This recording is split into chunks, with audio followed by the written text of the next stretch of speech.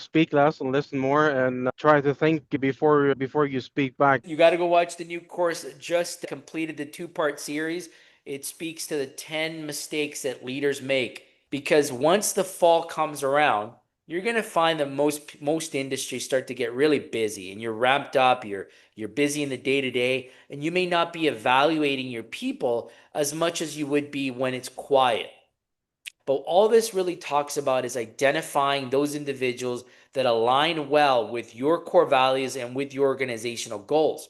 They're the ones that generally are starting to rub people the wrong way. And they're the ones that could potentially be causing chaos internally within your teams. What's important to know is, like, hiring the wrong people is so expensive. It's financially draining and culturally draining as well. They will also become cancerous to those that are high performing. Everybody wants to pay, but do they want the responsibility? What I will say is that the gets it and wants it are no debates. These have to be yeses. This is a tool, folks, that I have to tell you, most organizations and most leaders fail to use.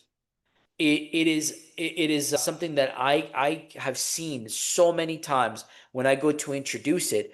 People don't get it. I thought, yeah, I had to discipline somebody, before I could have tough conversations, and you don't.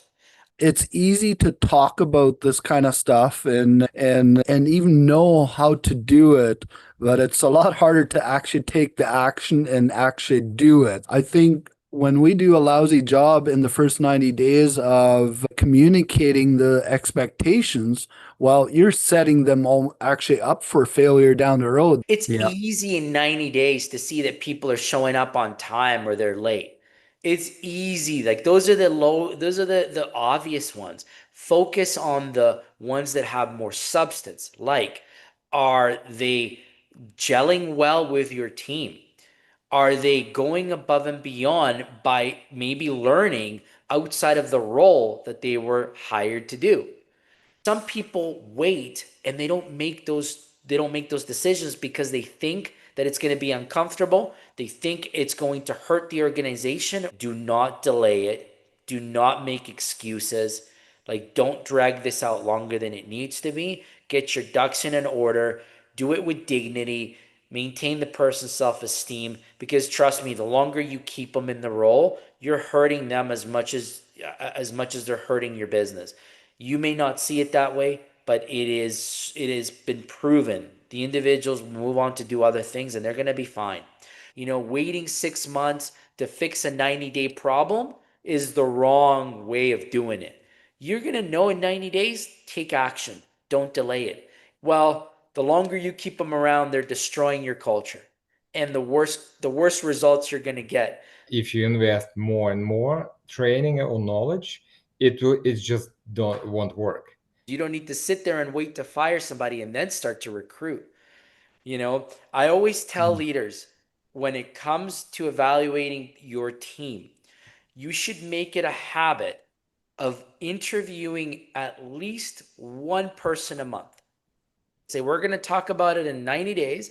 And that way, then we're going to have a structure review, how you did, what's working, what's not. Your job's to go find the right talent and bring the right talent in, right? And in some years, you have no changes in your team. But some years, you have to let some people go to free agency, and then you got to bring some other ones in.